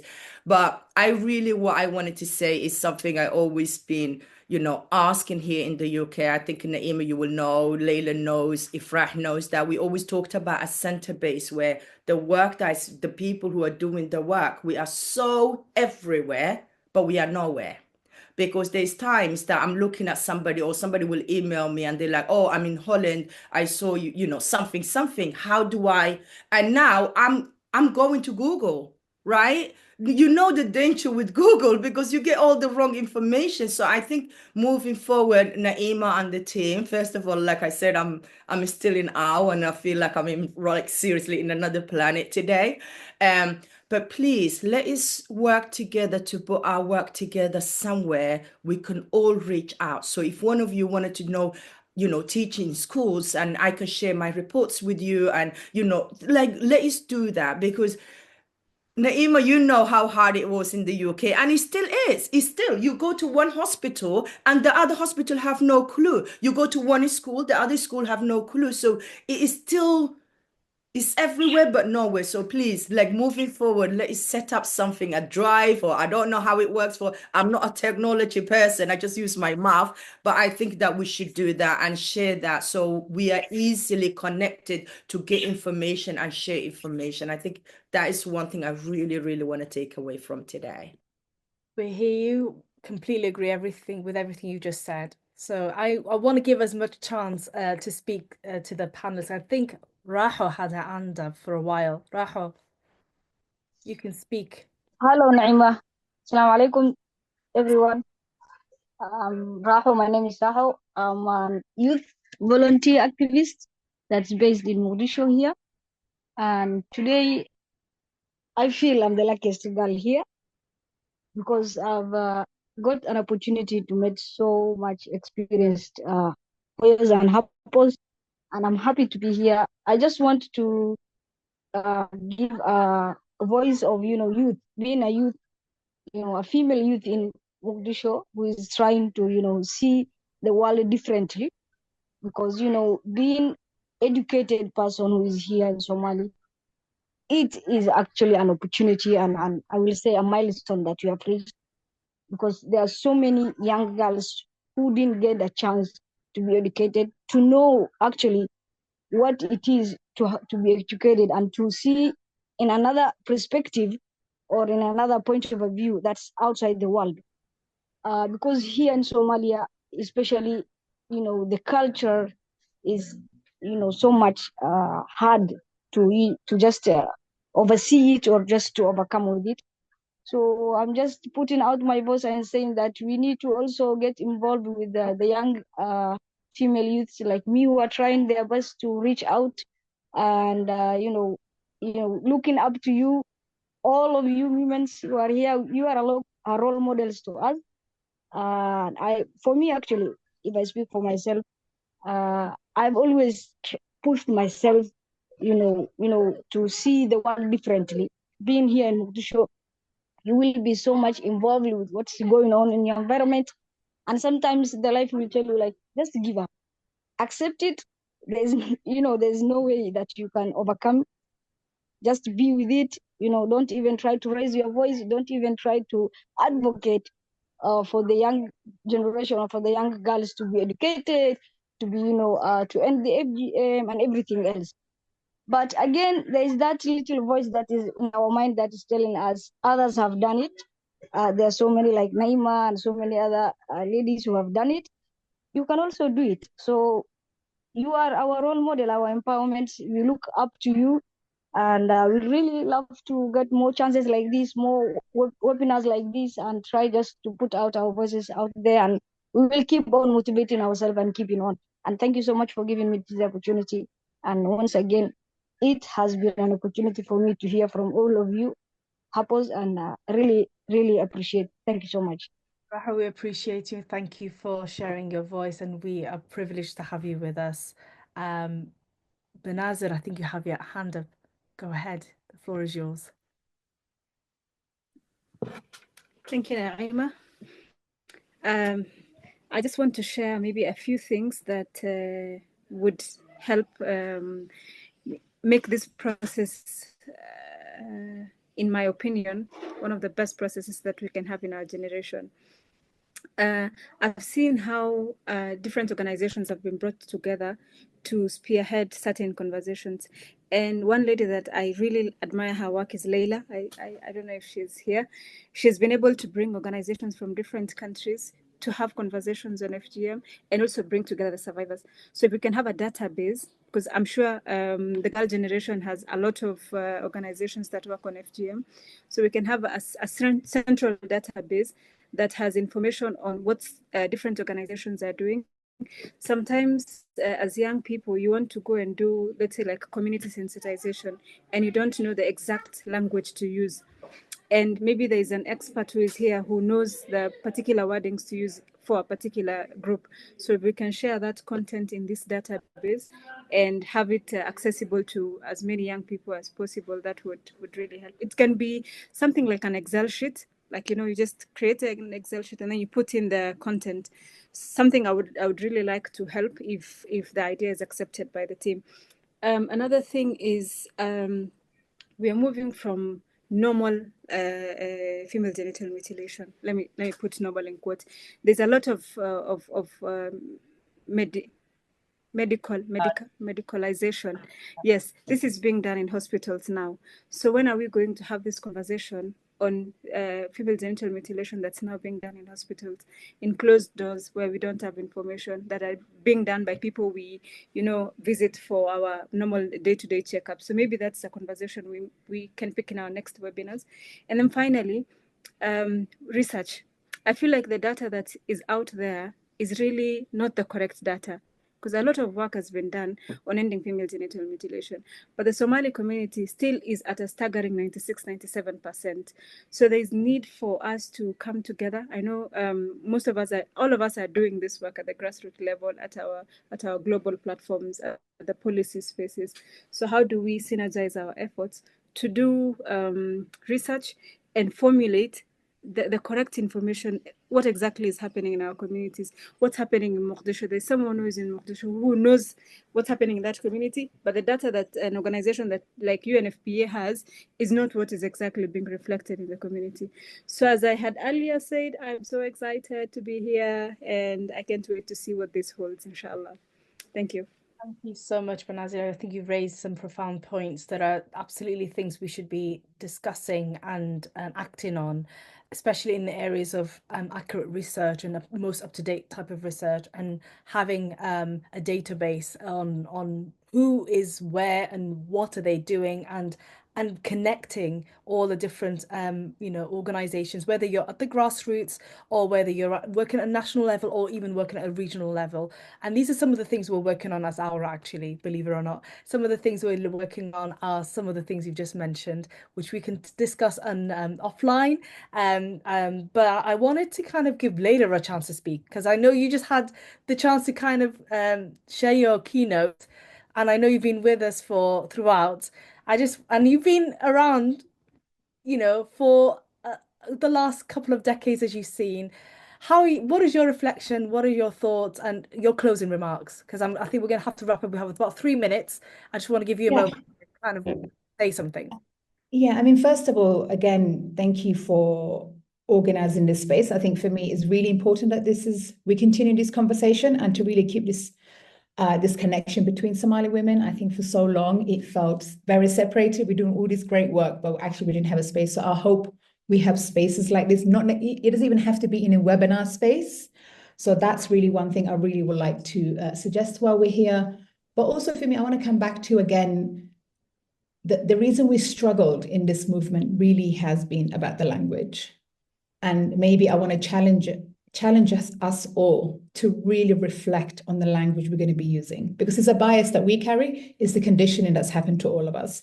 Even as we were speaking, I heard the word circumcision, culture, tradition. I now say to anyone, I mean, a few weeks ago, maybe I'll share a quick story. A few weeks ago at a feminist event, Black African feminist event, great session, but a white woman gets up and says, oh, I worry how African feminists are going to be offending indigenous African culture like FGM. That should offend all of us because harming children, violating children, it's none of our culture. It's none of our culture. It's like me saying to white people, it's colonization and slavery, because, you know, they had a whole framework around that. They actually legalized it, said it was a good economical decision they made. But I would never accuse a white person and say colonization and slavery, it's your culture. I think we have to be very blunt, especially those of us who are from communities that are very much affected. So from now on, when you speak to anyone, FGM, it's not your culture. We are not claiming a culture that abuses children. That's not what my culture is about. I don't come from that culture. Unfortunately, I've experienced violence as a child, and that's the format I'll be speaking this to, because the moment we keep referring to it as our culture, our people, we worry about upsetting community leaders or religious leaders. What kind of people have we become to worry about adults than the child who's at risk? And remember, and I'll say this as a therapist, one of the worst forms of violence you can commit against a child, FGM, it's one of them, because FGM, it's the context that it happens. You are violated, you are sexually assaulted with a weapon publicly, and no one says a word. Imagine the message that was sent.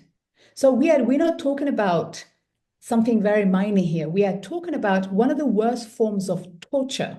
This is torture, and that's so maybe if we all begin to now reframe this, we might actually see some changes taking place.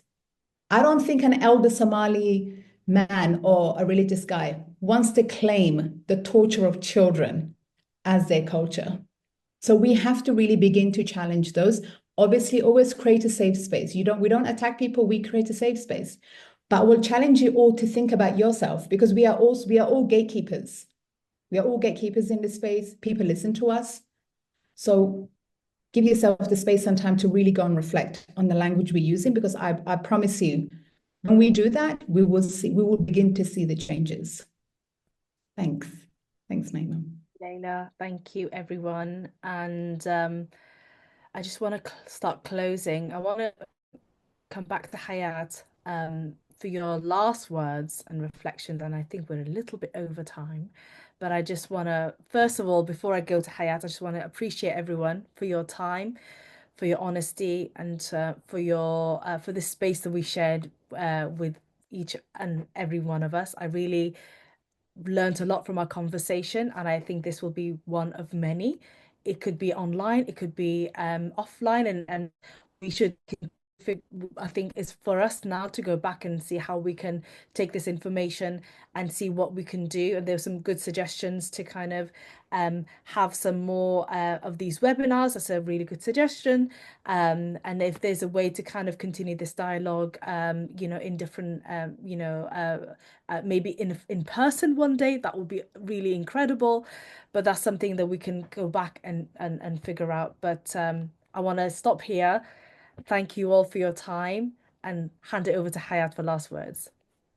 Thank you, Naima. Thank you, everybody. I just want to add to the satisfaction of seeing all of us and women with the same mission from different parts, from different countries, but we found from different time zones, that we found this moment together because it's important for us.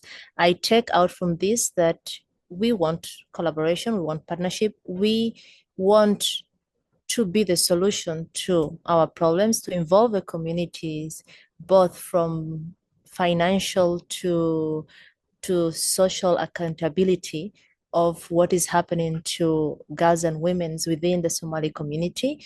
And even though female genital mutilation is a global issue, and as women, as Somali women, we have a duty to work and towards the end of female genital mutilation globally, we do know best how to work with the Somali community, how to work with the differences from the Somali community, from those who are in the UK to those who are Somali Jews, all of us, So nobody else can do it better than ourselves. So Let this conversation continue. We will be hosting on the 5th of May in-person event in Kenya. Please write to us and to Belt of Somali Women to get more information. I think, and Rukhia also sent the link on the chat box. And we look forward to continue working with Aura, with the Girl Generation, with each of you, volunteers, people in the grassroots organizations. Doesn't matter where you are. I think it's a moment to work together. I appreciate the 2 hours that you have been all here. The session is recorded. We will share it with all of you once it's uploaded to YouTube channel. And until the next time, see you soon. Thank you so much. Thank you so much, everyone.